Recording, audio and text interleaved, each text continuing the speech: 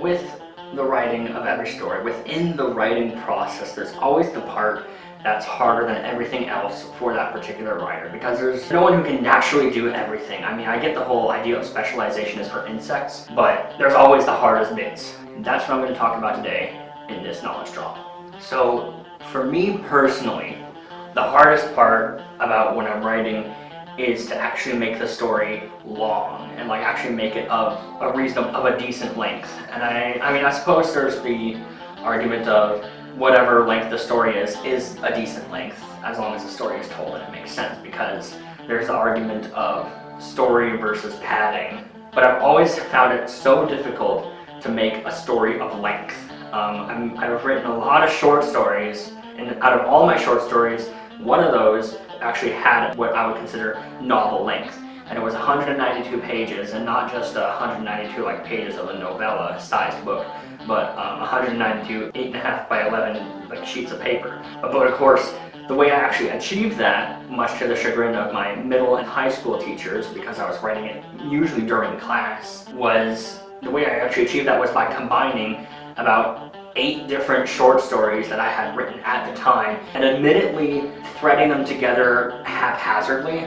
The way I actually made it done was just that character was immortal, and thus could have all those stories happen. The actual story was not about a zombie who had regained his memory, but the character was a zombie who had regained his memory. And that actually kind of, rather interestingly, was not the focus of the story. It wasn't about the character who had regained his memory after being bitten during a zombie outbreak. He just locked himself in his friend's basement for 40 years, and then eventually, when he did regain his memory, one of the friends just surgerized him because he was a doctor now, he was a surgeon. I realized the logistics of that would still be ridiculous, because a zombie technically is already dead, so it's still going under the decaying process and therefore wouldn't last much longer than a year in the elements. But I digress. So I'd imagine the virus that took place in that one was actually more of it infects a living person and turns that living person into the creature that was called a zombie, but probably would have a different technical term because it wasn't an undead. But moving on, this character, because he was a zombie, could not die of age because his heart wasn't beating. So there really wasn't any more to that.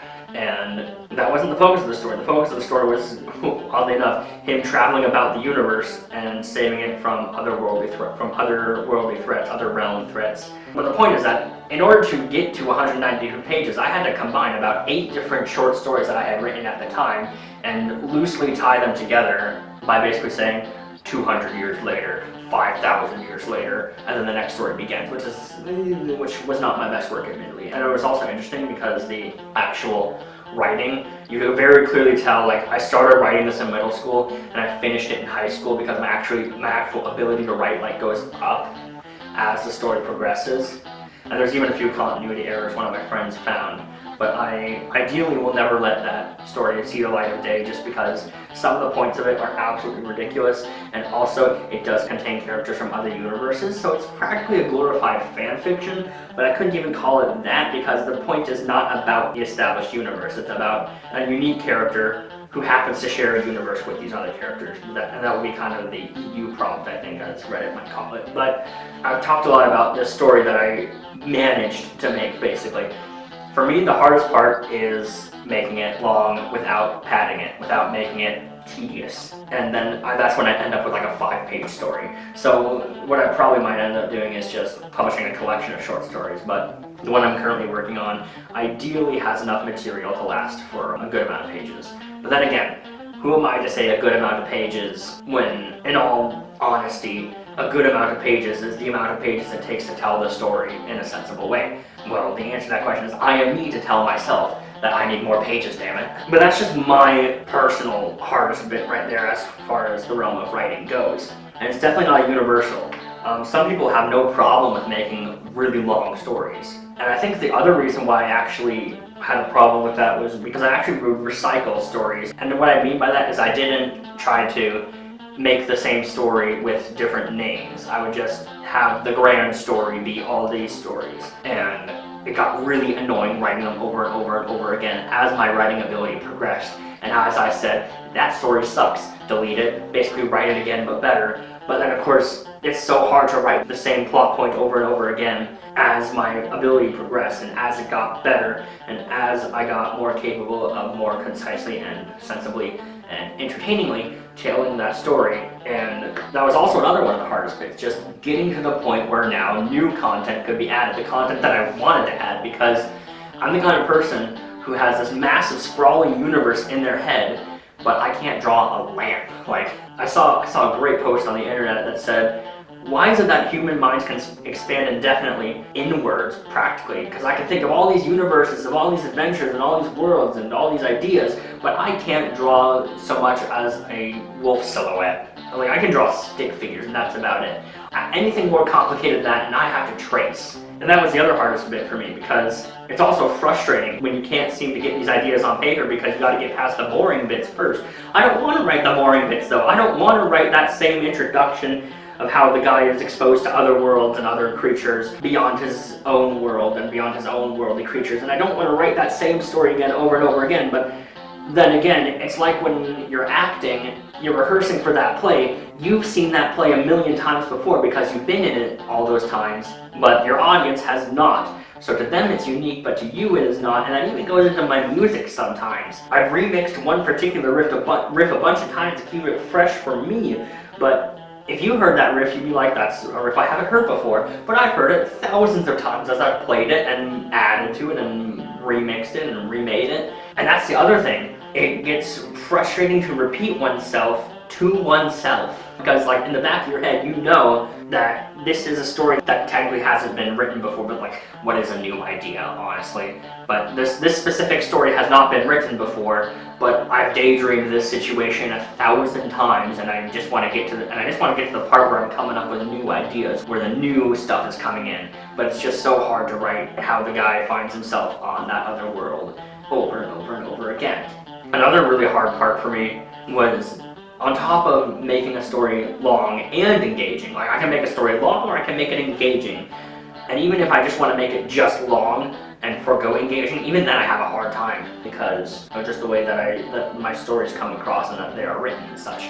But on top of that, and on top of the writing it over and over again, and I'm beholding it a bunch of times and want to get to the new stuff, on top of that, on top of the length issue, I also fell victim to Mary Sue a bunch of times. The character in this zombie story, well, not really zombie story, this character that I had made, he was a Mary Sue. There was no going about it. In fact, I was in high school and I was supposed to write a short story. I was supposed to say, what was this character's tragic flaw? And I basically just cut out a part of the long story and like basically superimposed it as a short story and said, this character's tragic flaw. Okay, I'm not even joking. This is a direct quote from my paper. People keep sacrificing themselves for him. That's his tragic flaw. He's so great that people keep putting themselves below him so they end up dying and he has to behold them dying over and over again. And looking back at that now, I'm just like, how was I like this? It was like that when I discovered a bunch of old writings on my computer, on my old dinosaur computer, and I was like, how could I have written this in all seriousness? How could I have written this unironically? Imagine sitting and typing this in total seriousness. How did I accomplish that? Well, because I was an edgelord middle schooler. I mean, and even today, some of that edgelord comes out, and I'm working on it. I really am. I don't want to be that cringy edgelord guy, and I probably already have been a few times in this series itself, without even noticing. Welcome to my life. I don't know what I'm doing.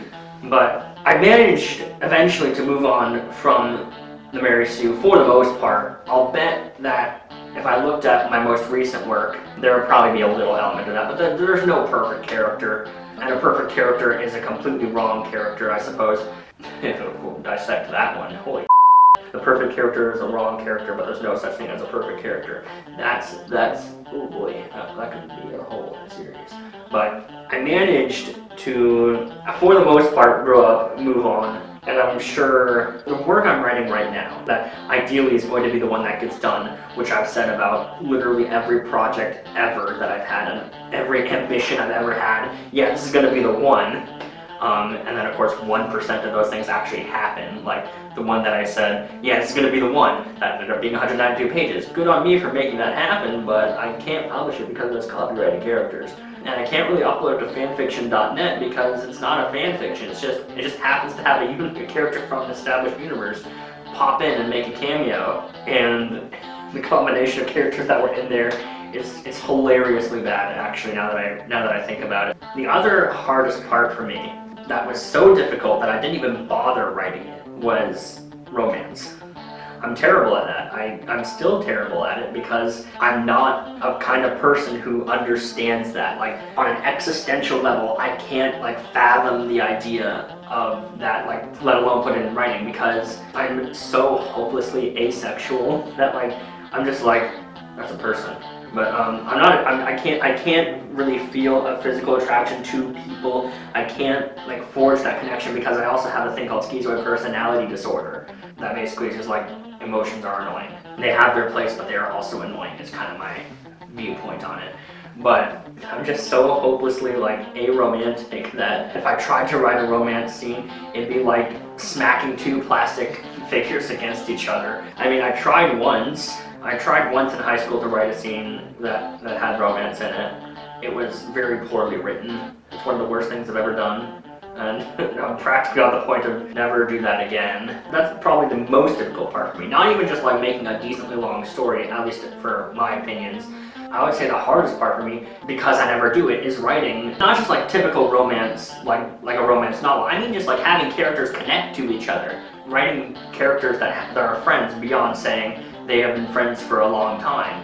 I'm terrible at expressing how that actually works as far as the story goes. Yes, I have friends, like 3, but it's so weird because when I say that they're my friends, I say that they're my friends, but like, it's so weird for me to describe like what makes them friends. They share common interests. I'm still having a hard time figuring out like what really makes them a friend. Like, is it just because we chat to each other? Is that do it? I mean, I'm not even per se antisocial, and I mean, I wouldn't even call myself so introverted that I can't understand that. It's just that I really cannot comprehend like romantic situations. Like, it's a great story that I have. I was at a bar once, and I was having my food, and I was having my drink, and I thought this person that was sitting not far from me was acting very strangely. And then, of course, my bartender was also acting a little weird, like in a different way. So I couldn't tell you for sure what they did because I remember not too much. Not because I drank too much, but just because my memory doesn't really commit itself to those kinds of things. But I told one of my friends and said, okay, and then he was like, okay, Greg, so the bartender was trying to tell you that the person over there could not have hit on you harder unless she actually hit you. There's a good perspective. I think one of my other friends is also kind of like that, who's totally ignorant to advances, and I'm just like, whoosh, and where they go right over my head personally. I don't even know if there's like a word or a set of words to describe just how whoosh advances go against me. It's not because of how much I value logic over emotion. It's not because I have schizoid personality disorder. It's not because I'm that introverted, but like, is there a word that describes that? But I'm seriously digressing there. The whole point of that entire tangent was that I suck at writing romance in any aspect, whether it be platonic or intimate or whatever. And that's the hardest for me. It's so hard I don't even bother. I just have the story be the story, and I have the action be the action. And if people want to delve deeper into that and find out that these two characters connect, then I totally did not mean to do that, but yay, me, I guess. But that is arguably harder for me than making a story of length, just because I do it so terribly, both on paper and in my waking life. And of course, my weaknesses are not universal, but they're not unique. I'm not the only one probably who has trouble writing stories of length, who has a hard time getting over the overpowered character that is totally a reflection of what I would want to be. Basically, that character is me, but stronger, and that character is doing what I would want to do out in the world, out in the universe, and even more so that it's difficult for me to write about connections between people. I think the one time that I actually tried to make a decent story about that was, what happened was that the two characters were separated from each other, and one of them was about to get utterly crushed, and basically the way I actually done it, which was actually half decent, was by simply trying to describe the actual physical sensation that was caused by his feelings toward another character. It's like that, the tingling in your chest, the butterflies in your stomach. I basically wrote that was happening, and that through that he had gained psionic ascension or something like that, because he had been like born on another planet that had a bunch of people that wielded the powers that be, and he was training to wield the powers that be. And eventually he figured out how to activate that part of himself by basically holding on to his feelings of the other character. But even that was kind of shoddily written, I thought, as I looked back on it. Even then, I didn't think it was written too terribly well. And it's also because I haven't really experienced these feelings. Like, I have not experienced a deep want to be with someone. I've never experienced that. I've never like, as the saying goes, fallen in love, or more accurately, fallen in lust, more like, right? But because I have no experience with that, I can't write about it. But then again, if I was only going to write about my experiences, I would have a pretty boring story because my life is that boring. But then again, it's probably not the most boring thing that's ever happened, but to me it is because it is me. And more on that in the philosophy unit.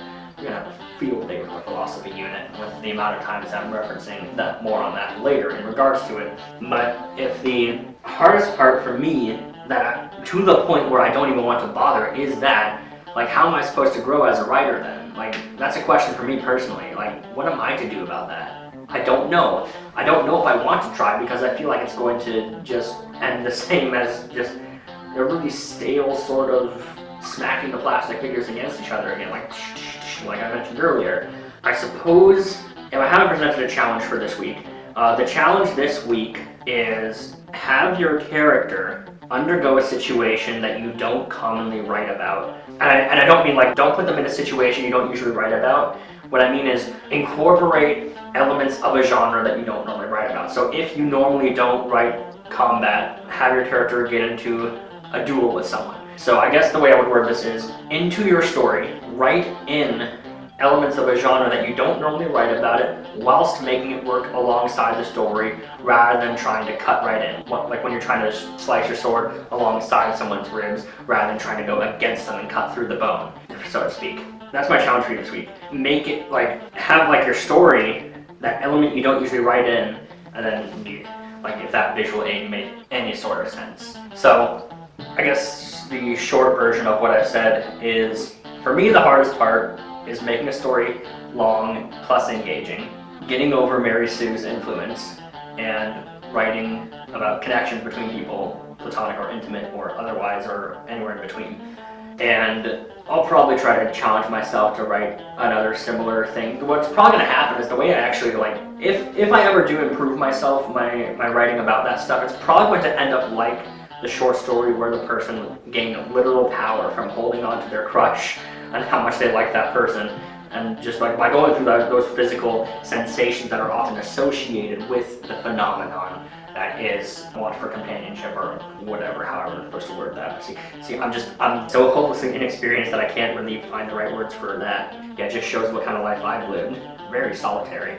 But yeah, and then the challenge for this week, I'll just say it one more time in a much more clear and concise way. Within your story, add the element of a genre that you don't normally write about while making it work alongside the story, rather than trying to cut into the story like some kind of forced thing. Yeah, do that. Thank you for watching this week's episode of Knowledge Talk with me, Greg Laurel.